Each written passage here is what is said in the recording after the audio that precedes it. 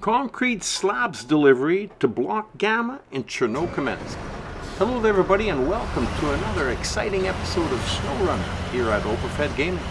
I am the Opafed. Today we're going to attempt to deliver 2 sets of concrete slabs to the Block Gamma in Chernokamensk. It's part of the Amur Petroleum Company contract to reassemble the fuel processing plant.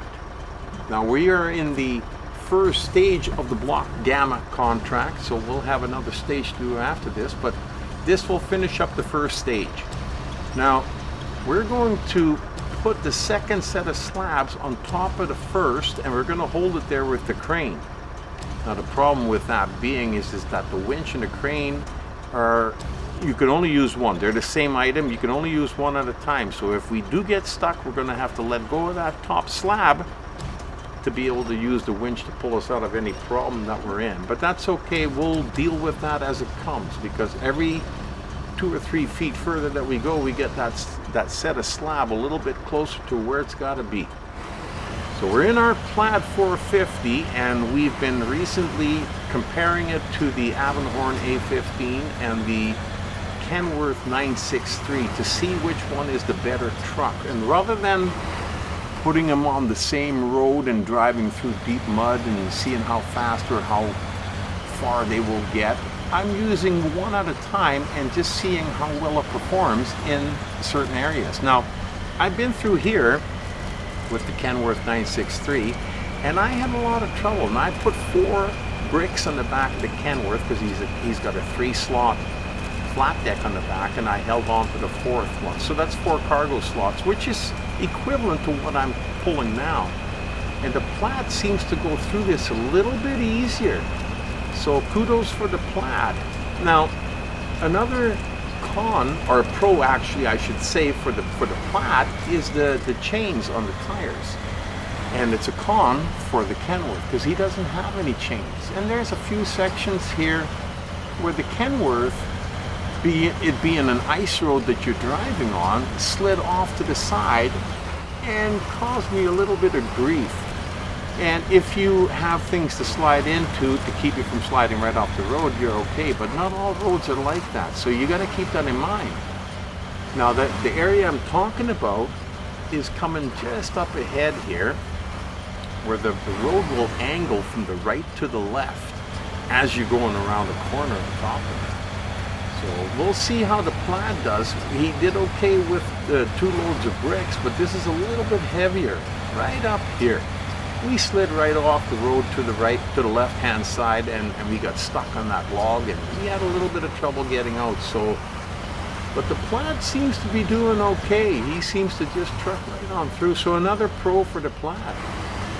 Now just up ahead here, you can't quite see it yet, but you'll see it when we turn the corner. There's a building up top there, and that's the Hab hangar. That's where we're going to be launching our assembled rocket from in a few more videos when we get to that particular contract. Now, we are in Cosmodrome, and we picked a warehouse that was close to the tunnel to go to Chernokamensk. Now, when you need items, you can look on your map and look at the different plants, the processing plants, and the different warehouses. And I could have gotten the concrete slabs there, but I would have had to collect packaged sand and cement, and I think blocks, concrete blocks, to be able to make the slabs. And when you look at adjoining maps, the ones that are right next to it, like Cosmodrome is right next to Chernokamensk. And when you go through the tunnel, there's a warehouse not too far away where I could get the concrete slabs already pre-made, like I'm doing. And I thought that this would be a little bit easier and quicker to go and get them to fulfill the contract. So that's what we did. We came over here, but like I said, I could have made them over in Chernokamensk, but it would have been a little bit more work. And if you like doing that type of thing, then you can do that. Now, as we're coming along here, I always try to avoid intersections as much as I can, because even though the road here where I'm driving is pretty muddy and deep, it's even worse in the intersection. So if you can cut by them like this, so much the better. It'll make for a little bit easier drive. However, there's more pitfalls coming up ahead. As we're coming along here, you see a bunch of trees and rocks on the road, but don't worry too much about it. They don't pose too much of a problem, and we're pretty close to the tunnel up here, you know, so it's not going to take an awful lot to get there. And I think the Plaid is doing pretty darn well. I mean, when you compare it to the Kenworth, the biggest deal is the chains, you know. So maybe what we should do is use the Plaid more often in a place like Amur, and use the Kenworth more often in a place where there is no snow and no ice, because those are your two biggest problems. The ice actually is the worst. Anyhow, as we're coming around the corner here, there's a bunch of rocks there, and I don't know what I hit there, but I received a little bit of damage and my load shifted. Now, it's not such a big deal because you're still holding on to the crane, but the tunnel is right up ahead, and what we'll do is we'll go through the tunnel and then we'll fix the load on the other side. There's no point in fixing it right now. So we're gonna just go through it, get into Chernokamensk, and we'll fix her up there.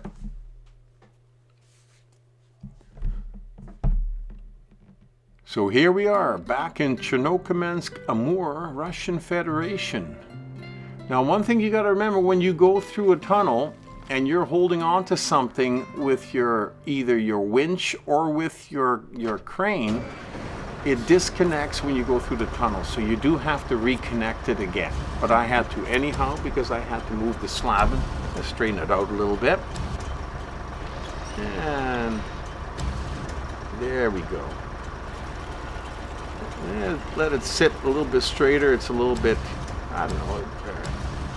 You got to be careful because as you're driving along, in any little hole or boulder or anything that you run over could bump your load. And if you're already sitting crooked, it could bump it enough to just slide off the side. Now, it's still not going to go anywhere because it's attached to the winch, but then you'd have to stop anyhow and fix it. So I thought we'd fix it right away.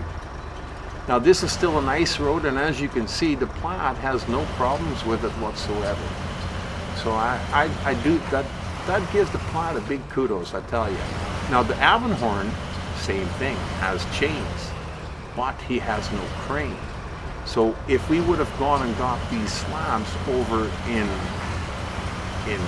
Cosmodrome, I would have only been able to take one with me because I wouldn't have been able to put the other one on top. And if I wanted to take two, I would have had to pull the trailer. Something that the Opafed is not very good at. And I don't really care for pulling trailers. I will do it when I need to, like the big construction trailers in the contract. It's a lot of fun, and I like to do those. But to take a regular trailer and go and get cargo and bring it back, I'm always worried that I'm going to make the wrong turn and then I can't back it out of there because a jackknife saw me or whatever. So I try to avoid that if I can. But everybody plays their own style. You know, some people like pulling trailers and backing them up, and they're good at it. I'm not one of those people. I like to drive just a truck like I'm doing right now. So as we're turning down here, this here little hill always gives us a little bit of trouble. But in this game, if you have trouble spots, if you slow your truck down and take it easy, have a little bit of patience, slow her right down, most of the time you'll avoid any problems. And sometimes you can stop your truck from becoming a problem and backing up out of the trouble spot that you're in.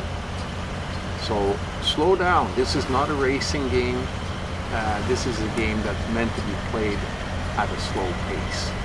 That way you avoid the problems, you will continue on and successfully deliver your cargo. Now as we're coming out of the hill, we got a little bit of an ice road, and then up ahead is the fuel processing plant. But we're not quite there yet as we're passing our trusty mobile fuel station here. The Avonhorn A15 has been sitting there, well, just in case we needed fuel, anybody that went by. Now we've still got 105 liters and we don't have that far to go, so we're not going to take any fuel out of there. We're just going to leave it in there for any upcoming trips that we got to do, and there's still a few to come. Now when we get to the processing plant, the fuel processing plant, they have, there's a certain way you got to drive in to get to the block gamma part. Now the block alpha and the block beta were not quite as bad as the block gamma, but the block gamma, it's got some wooden beams, boards, boxes in the way. And when you leave the map and you come back, it resets itself. So you got to crash through all of them for the second time or for the third time if you're going to get your stuff at on the other map, and that's okay. It's not a problem. It's just a little bit of an adventure trying to crush through those crates and stuff. But you'll see that as we come up ahead here.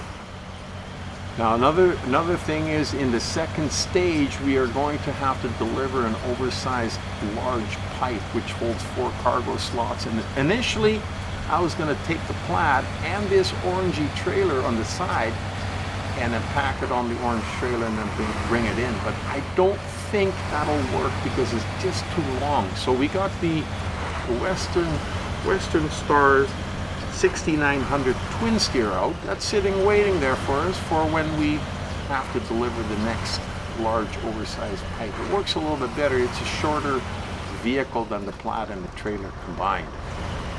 Now here's where I was talking about those wooden structures. I don't know what you would call them. Basically a pain in the butt. They're just in your way, and sometimes, you know, most times you just smash through them, and sometimes you end up climbing up on top of it, so you got to be careful. And there again, take it easy, go a little bit slower. And here, it's a pretty tight turn, as you can see, and I don't know if I could do that with a trailer. So I think the twin steer might just be the ticket for this particular. That'll be the last thing we'll be delivering in the second stage of this contract. We are just finishing the first stage with these concrete slabs. So as we're coming around the corner here, we got to smash through a few more and then we'll be there. Well, I tell you, I really enjoyed this one, and I hope that you will. I hope you enjoyed it and got some tips out of it, and I hope you will join us for when we do the second stage of this block gamma contract. Get to see how the cutscene at the end is fantastic. So I normally would like to lift up the top one and deliver the bottom one, and then put the top one down and pack it.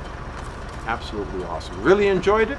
I hope you did too, and I hope to see you back to join us for the final part of this contract. Until then, you've been running in the snow in a Plaid 450 with me, the Overfed.